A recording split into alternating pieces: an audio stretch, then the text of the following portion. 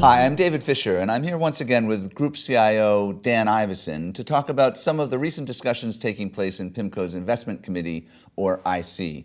So one topic that's been on the mind of investors lately is the shape of the U.S. yield curve. In March, we saw the yield curve invert briefly, with the yield on the 10-year note falling below that of the 3-month T-bill, and a lot of investors suggested that this was a sign that recession might be imminent. So what's the IC's view on this? Is a recession imminent in the U.S.? We don't think a recession is imminent. In fact, we still see generally positive growth across the globe this year, and we see the U.S. economy growing in the 2% range as well. So certainly as yield curves flatten, we want to take notice. We want to understand what's going on, and we do think that there's more uncertainty on a go-forward basis. In fact, we have a quite consequential and highly uncertain U.S. presidential election coming up next year in this country. We still have considerable uncertainty around global trade, in particular China. But we think that it's also premature to suggest that a recession is right around the corner, simply because we have seen some inversion in a portion of the U.S. curve. So what are the investment implications? How is PIMCO positioning along the yield curve these days? PIMCO has spent a lot of time talking about the overall amount of interest rate exposure we want to take across portfolios.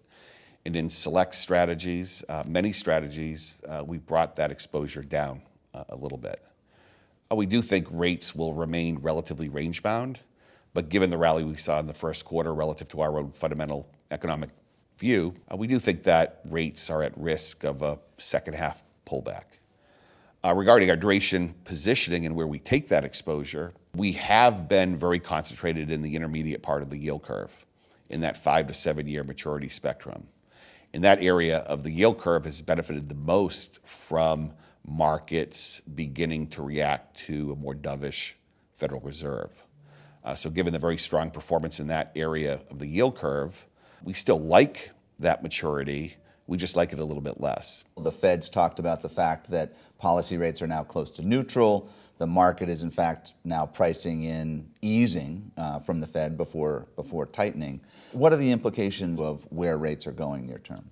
We do agree that central banks led by the U.S. Fed will continue to be quite dovish. The U.S. Federal Reserve has gone out of their way the last couple of months communicating to market participants that they intend to be very, very cautious regarding future rate hikes. And, they today see policy risks as being quite symmetrical, meaning that they think that there's almost an equal chance that rates could go lower rather than higher when the Fed decides to move again. We're a little bit cautious, or put another way, we think that perhaps markets have gotten a little bit ahead of themselves. We think that, as I mentioned earlier, growth will remain positive around the globe. There's even a chance that you could see some reacceleration later this year. And the interest rate markets right now aren't priced for that risk of reacceleration in growth. So if we saw some improvement on the policy side, a strong trade agreement with China, a little bit reduced political tension here in this country, we very well could see later on in this year, and even our own economic work suggests we could see a little bit of an uptick in growth, even an uptick in inflationary pressure, and that would lead to likely higher rates. So one thing for PIMCO portfolios in the fourth quarter was the IC's relative defensiveness. Given that central banks have responded to some of that volatility in markets by effectively going on hold, becoming much more dovish, is defensiveness still appropriate?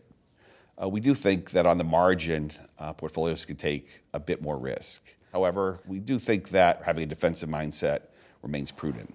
We've talked about housing-related exposure as being a very attractive alternative to U.S. corporate credit. Another great area to diversify, at least on the margin, are emerging markets. Emerging markets typically do well when central banks are on hold and when global growth is steady and positive.